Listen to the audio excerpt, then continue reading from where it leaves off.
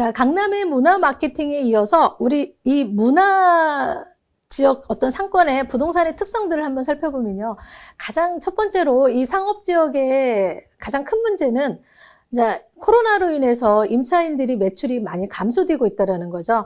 해당 지역들의 어떤 임차 활동들이 점차적으로 어려워지고 있어요. 이런 이 많은 그 매출 감소로 인해서 실제로 임대료도 감당이 안 될 정도로, 그런데 또 거기 그 와중에도 또 살짝 임대료가 또 인상이 되는 그런 자리도 있거든요. 그래서 결국은 이렇게 좀 급증한 임대료를 감당할 수 있는 거는 결국은 대자본이 어떤 프랜차이즈 입점입니다. 그래서 실제 지금 강남에서 가장 많이 또 이슈화가 되고 커지고 있고, 아마 이거는 강남 지역만은 아닐 거예요. 모든 지금 다른 지역들도 마찬가지 상황일 텐데, 대부분이 어떤 새로운 신개발이 이루어진다든지 어떤 새 재건축이 이루어지게 되면 항상 대자본의 프랜차이즈 업종이 입점을 하면서 독립적으로 갑니다. 그래서 지금 가장 이 부동산에서 가장 크게 이슈화가 되고 있는 것들이 대부분 큰 대형 자본의 어떤 프랜차이즈 업체들이 독립적인 매장을 구축을 하면서 실제 그 독점을 하게 되는 거겠죠. 그래서 뭐 소상공인들이 많이 좀 힘들어지고 있는 상황이라고도 볼 수 있습니다. 그리고 또 이런 상업적인 어떤 젠트리피케이션이 어떤 기존 상권을 우리가 소비자들 입장에서는 이게 매력적인 상업 공간으로도 이렇게 보일 수도 있고요. 근데 결과적으로는 그 주변에 어떤 상권 침체의 원인이 또 되기도 합니다. 뭐 가로수길 같은 경우에 애플스토어도 들어올 때 정말 많이 사람들이 좋아했거든요. 여전히 그 자리는 지키고는 있지만 실제 그 주변의 상권들은 오히려 악영향을 좀 받은 케이스 중에 하나라고 볼 수 있습니다. 자, 그 다음에 또 우리 그 강남 주변 지역의 그 노후화된 빌딩들이 신건축물로 재건축하면서 리모델링 장점, 좋은 장점들은 굉장히 많아요. 하지만 이런 그 리모델링을 진행을 하면서 건물 가치는 상승은 하겠지만 실제 임대인이나 임차인들한테는 굉장히 많이 좀 힘든 상황도로 또 하기도 하죠. 자, 그 다음에 또 우리가 봐야 할 게 코로나 영향으로 유동인구가 감소가 됐다라는 거죠. 시간적인 제약도 좀 많이 생겼고요. 뭐 지금은 9시잖아요. 이 강남은 9시, 10시가 넘어서야지만 오히려 더 그 빛을 발하는 장소인데, 실제적으로 지금 9시 제한을 하면서 9시 이후에 불들이 많이들 꺼져 있거든요. 그런 상황들을 보게 되면 실제 어떤 도시의 어떤 침체를 좀 오는 부분들도 있겠죠. 이거는 현재적인 환경적인 영향 때문에 별 수 없겠지만 이런 상황들도 빨리 좀 극복이 되었으면 하겠습니다. 자, 그 다음에 또 우리 그 문화 공간이 형성된 어떤 빌딩들의 개별 공시지가도 계속 올라가고 있어요. 실거래가도 살펴보면 계속 올라가고 있는데, 저희 최근에 그 정치 토론에서 그 얘기를 하더라고요. 개별 공시지가를 너무 많이 올렸다라고 하지만 실제 부동산의 가치는 뒤로 가는 일은 없거든요. 계속 올라가는데 실제 이 개별 공시지가를 어느 정도 안정세를 취하겠다라고 얘기를 해서 좀 반가운 얘기긴 한데, 실제 이 부동산을 가지고 있는 사람들 입장에서는 개별 공시지가가 올라가면 가격 상승은 오지만 세금도 많아지고, 근데 또 지금의 어떤 흐름 자체로서는 개별 공시지가가 또 멈춘다라는 것도 조금 저희 부동산 전문가들이 보기에는 조금 예측은 또 쉽지 않은 상황입니다. 자, 그 다음에 또 우리가 이 문화상권, 강남의 문화상권에서는 카페 공간이 가장 살아남고 있죠. 가장 핫하게 이슈화가 되고 실제적으로 지금 매출의 영향도 덜 받고 있는 공간이 이 카페 공간이라고 봅니다.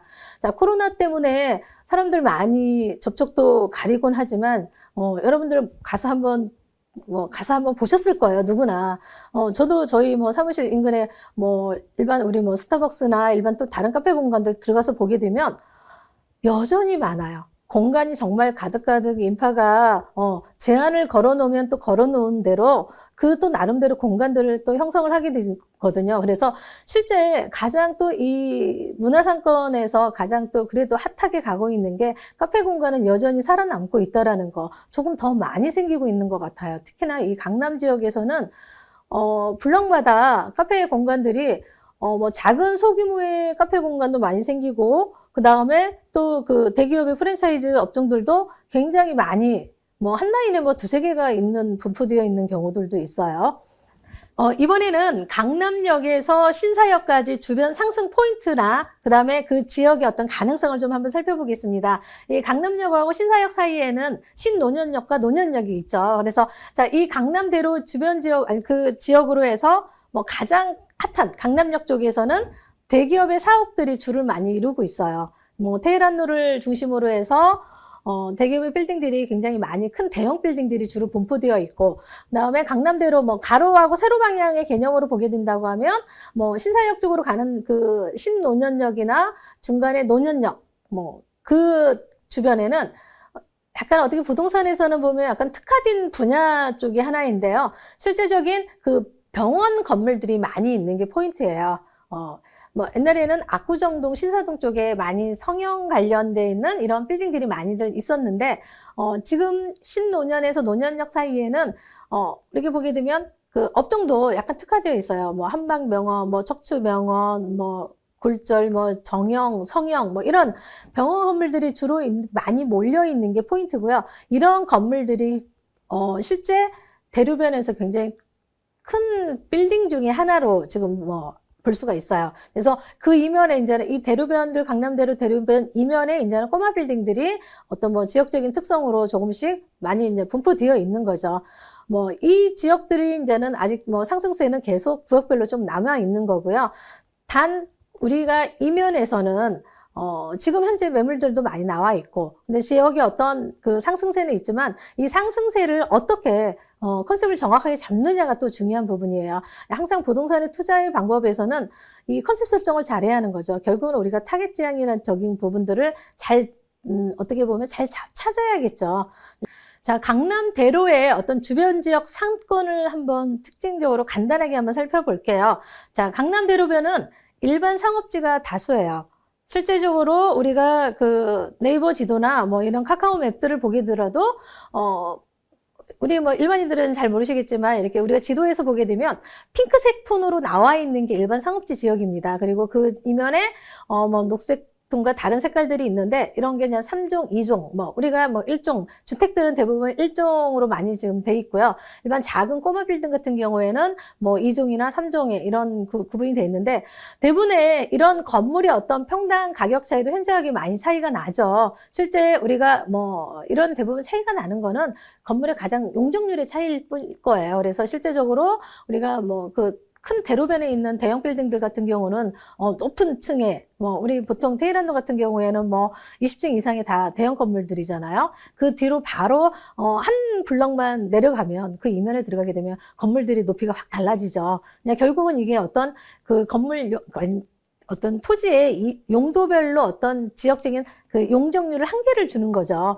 실제 이런 부분들을 우리 일본 투자자들은 뭐 더 정확하게 많이 잘 알고 계시더라고요. 그래서 실제 이런 부분들을 좀 많이 잘 활용하시고 특성을 잘 살리시게 되면 뭐 또 좋은 또 투자 방법 중에 하나라고 또 보실 수 있고요. 현재 지금 2020년도 뭐 이런 강남 빌딩 투자 대표적인 유형으로 기존에는 임대 수익형이 굉장히 많았었어요. 근데 지금은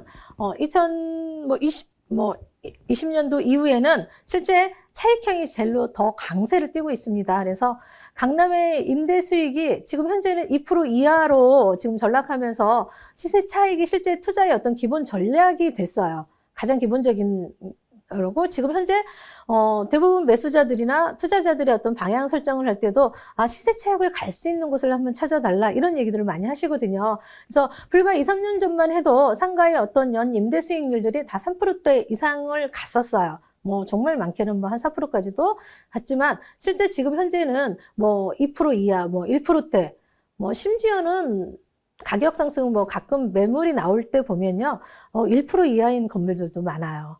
결국은 뭐냐, 가격 상승이 와서의 문제인 거죠. 코로나는 터졌고, 실제적으로, 건물 상승세는 왔고, 이렇게 되면 어떻게 되겠어요? 결국은 임대 수익률은 굉장히 많이 현저하게 떨어진다라는 거죠. 지금의 상황은 그렇습니다. 자, 이런 강남 빌딩 투자들의 뭐 가장 핫한 이점들, 뭐 찾게 되면, 우리가 뭐 강남 매수 거래는 계속 활발하게 이루어지고 있어요. 뭐 위드 코로나 이 상황에서도 강남에 어떤 물건을 사고자 하는 매수자들은 아직도 많이들 문의가 들어옵니다. 결국은 현금의 유동성들이 뭐 지금은 많이 조금 저하되긴 했지만 그래도 현금을 가지고 계신 분들이 굉장히 많다라는 거죠. 우리 대한민국이 의외로 부자들이 많더라고요. 자, 그래서 보면 실제 이런 강남 매수 거래가 그래도 활발한 거는 아까 제가 말씀드렸던 것처럼 황금성이 좋아요. 근데 실제 우리가 이런 대체 지역으로 강남을 대체할 수 있는 지역으로 뭐 송파나 마용성을 많이 얘기해요. 하지만 실제적으로 가격 상승은 그렇게 오느냐? 오지 않는다라는 거죠. 물론 송파는 굉장히 많이 올랐습니다. 뭐 기존에 한 2, 3년 전에 비해서 거의 20, 30%, 뭐 3, 40%, 심지어는 5, 60% 이상 오른 그 지역들도, 구역들도 있어요. 하지만 이런 지역들이 오른 것만큼 강남은 그 상승력들은 더 크다라는 거죠. 실제적으로 이들이 뭐 송파나 마양성들이 올랐을 때 그 상승력보다 훨씬 이 강남의 상승력은 거의 뭐 더 많이, 뭐 제가 뭐 심한 경우에는 0.5배 이상의 상승력이라고도 저는 보고 있습니다. 실제 그래서 이런 강남의 상승세를 우회하지는 못한다라는 거죠. 이러한 지역들이. 자, 지금 우리가 강남에서 더 핫한 부분들 중에 하나가 이 강남역에서 신사역까지 지금 하고 있는 지금 아직 완공은 되지는 않았지만 이 신분당선이 굉장히 또 큰 역할을 할 거예요. 그래서 교통이 가장 큰 부동산에 큰 영향을 주고 있는 것처럼 실제 지금 이 2022년에 뭐 개통을 목표로 하고 있다고 했는데 지금도 공사는 하고 있어요. 근데 지금 이 공사하는 거가 마무리가 되고 도시가 다시 또 그 지역이 정비가 되면 또 어떤 상황들이 조금씩 또 상승세가 올 거라고 보고 있습니다.